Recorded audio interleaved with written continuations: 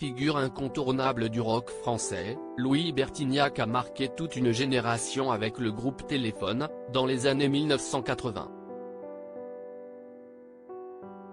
Aujourd'hui âgé de 68 ans, il est marié à Laetitia Brichet et père de 3 enfants, Lola, 2004, et Lily, 2007, née de sa relation avec Julie Delafosse et Jack, 2016, avec sa compagne actuelle. Pourtant, avant d'avoir une vie stable, le guitariste a connu une jeunesse mouvementée, notamment marquée par une addiction à la drogue. Invité le mardi 27 décembre dans le podcast Addiction, de l'addictologue Laurent Carilla, il a expliqué qu'il avait commencé à tester ses limites alors qu'il était encore lycéen.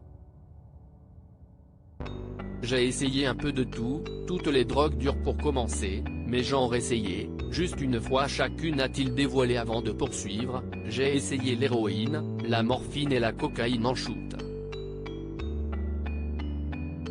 J'avais 17 ans, j'étais en première ou en terminale, je ne sais plus.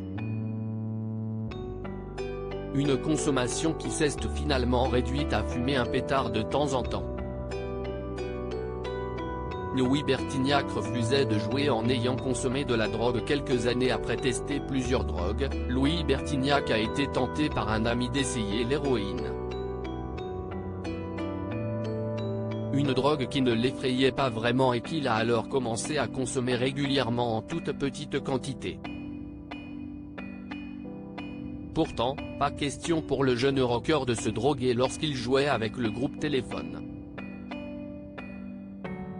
À l'époque où j'étais vraiment dans l'héroïne, j'allais jamais répéter défoncer, et quand je partais en tournée, c'était justement la décroche, s'est-il rappelé. Si l'ancien coach de The Voice a arrêté de consommer de la drogue et se limite aujourd'hui à fumer la cigarette électronique, si est-il parce que sa santé en a été affectée. J'ai chopé une hépatite C, je m'en suis rendu compte 30 ans après. Je ne peux pas dire que je regrette, parce que ça fait partie de ma vie, si est comme ça avait-il confié dans En Aparté, en juin 2022.